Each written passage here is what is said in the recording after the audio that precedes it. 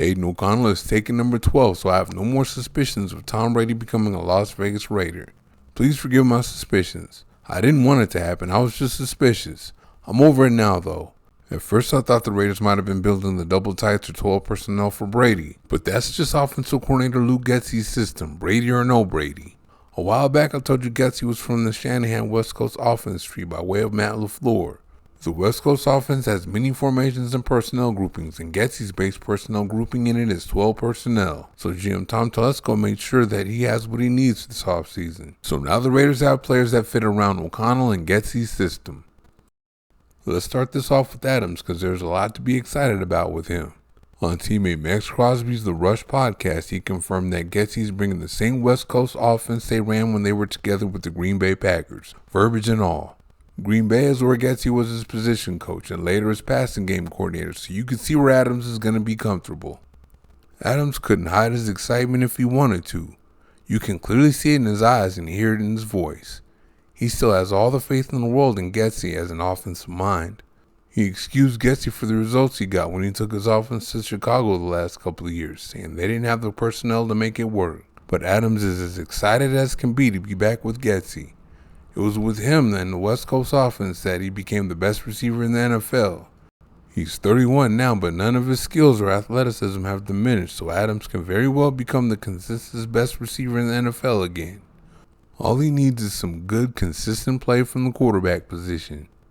The quarterback's going to have another very dangerous weapon around him. Those of you that think Brock Bowers is a bad pick or that the Raiders don't need him, stop thinking. It's hazardous for you. He was no doubt the best player on the board. NFL.com had him ranked number 4 on their big board. He's regarded as one of the safest prospects and one of the most dynamic. At 6'3", 243 pounds, he ran a 4.5 240 with a hamstring injury that hadn't quite healed yet. He was advised not to run, but he didn't want to be known as a guy that wouldn't run his 40. From what I saw of him playing football, I think it's safe to say he runs in the 4.4s when healthy. He posted a 40-inch vertical leap too. That means he's just as dynamic an athlete as Darren Waller, but tough as nails and a much better blocker. You can't turn down a generational talent like that. Oh, the Raiders need him too. They needed another tight end to go with Michael Mayer to complete that 12 personnel. Mayer's going to be the inline tight end, and Bowers is going to be the H-back or move tight end. That's a young, dynamic tight end tandem there.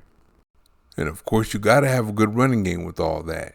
Zamir White is good to go from the running back position. He showed last year that he has the patience required to let things develop in the zone blocking scheme. No longer is he hitting everything 1,000 miles an hour without giving players a chance to develop. Like any good running back, he can get his in any scheme. I'm sure we're going to see the Raiders run a good amount of power gap scheme too.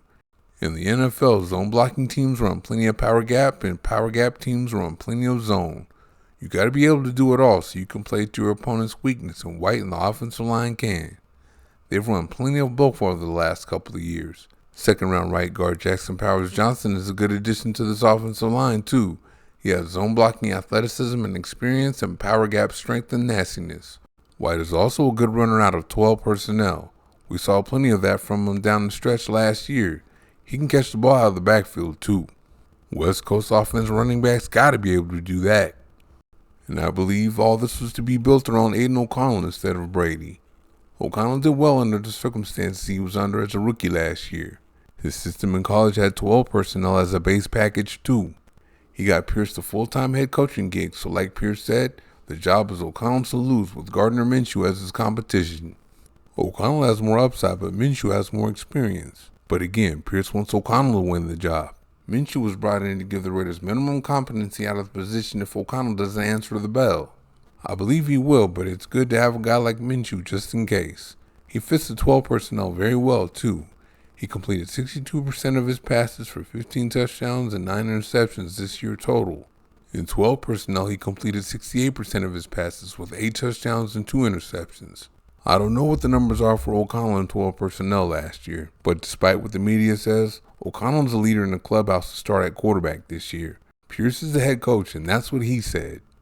Offensive coordinator Luke Getsy brought his West Coast offensive system with him, and he already has a group of skill position players that fit it. It all starts with Adams, the superstar receiver, because that offense made him a superstar. That offense can also make Bowers, the first-round pick this year, a superstar tight end. He fits in perfectly as the move tight end in the Raiders' 12 personnel base package. And to run the ball, the Raiders have Zamir White, who proved last year that he can run the ball in the zone scheme as well as the power gap scheme. All that was put around O'Connell to give him a chance to succeed, and if not, there's Minshew. Thank you for watching. See you next time.